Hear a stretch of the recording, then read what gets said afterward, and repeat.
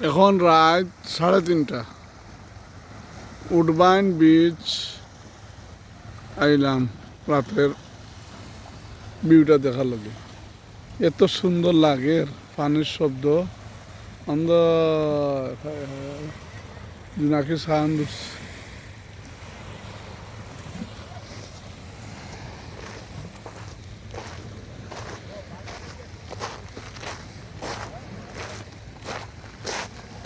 পানির শব্দ।